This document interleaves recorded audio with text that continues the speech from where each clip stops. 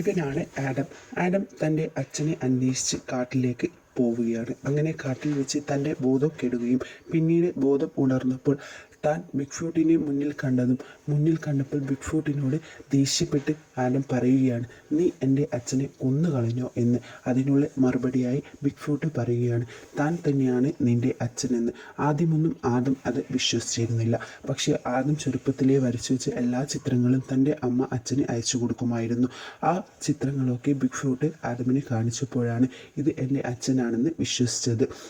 ബിഗ്ഫൂട്ടിൻ്റെ കഴിവുകൾ, അതായത് തൻ്റെ അച്ഛൻ്റെ എല്ലാ കഴിവുകളും, ബിഗ്ഫൂട്ട് എന്ന DNA ക്യാരക്ടറിൻ്റെ കഴിവുകളാണ് കാലിൻ്റെ വലിപ്പം കൂടൽ, ഹീലിംഗ്, മറ്റ് എല്ലാ സൗണ്ടുകളും കേൾക്കാനുള്ള ശക്തിയും.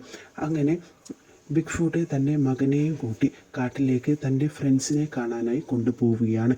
കാട്ടിൽ വെച്ച് ആദമും തൻ്റെ അച്ഛനായ ബിഗ്ഫൂട്ടും വല്ലാതെ സന്തോഷിക്കുകയാണ്. അങ്ങനെ ഇരിക്കുമ്പോഴാണ് ആദമിനോട് ബിഗ്ഫൂട്ട് പറയുന്നത്, നീ എന്തെങ്കിലും സൗണ്ട് കേൾക്കുന്നുണ്ടോ എന്ന്. നോക്കുമ്പോൾ ദൂരെയുള്ള സൗണ്ട് പോലും ആദമിന് കേൾക്കാമായിരുന്നു. പോരാത്തതിന് ബിഗ്ഫൂട്ടിൻ്റെ അതേ കഴിവ് തന്നെ, അതായത് വേഗത്തിൽ നടക്കാനുള്ള കഴിവും ആദമിന് ലഭിച്ചിരുന്നു. അങ്ങനെ അച്ഛനും മകനും കൂടി കാട്ടിൽ വല്ലാതെ സന്തോഷിച്ച്